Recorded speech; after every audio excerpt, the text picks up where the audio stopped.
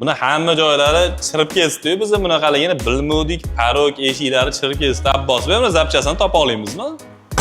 Biz Andijonda bu Tiko'da zapchaslaridan muammo yo'q. Eshigidan tortib, parok, bamper, mayda-chuda detallargacha o'zimga keraklarcha olib kelib tayyorlab qo'ydim. Baraga toping, sizga ishonib xato qilaman. Abbos bey, rahmat. Sizni tanlab xato qilmaganim yuragim sezyapti. Bu mashinaga kuzovda nimalar qilyapmiz?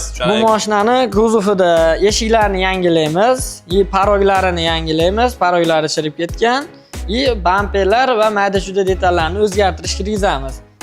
Shuncha ish qolgan ekanmiz. Keling, rangini ham o'zgartirib olaylik. Baribir shuncha ish bo'lyapti.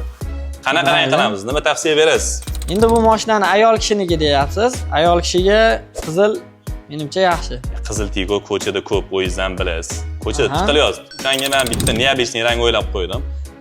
Shunga nima deysiz? Mayli. Bo'ladi. Uni obunachilarimizga qo'yaylik unda. Obunachilarga qo'yib beradigan bo'lsa, kommentda belgilashsa, men tanlagan rangga 1, siz tanlagan rangga 2. O'zingizlar ham belgilab olinglar. Ayol kishiga qaysi rang mosroq.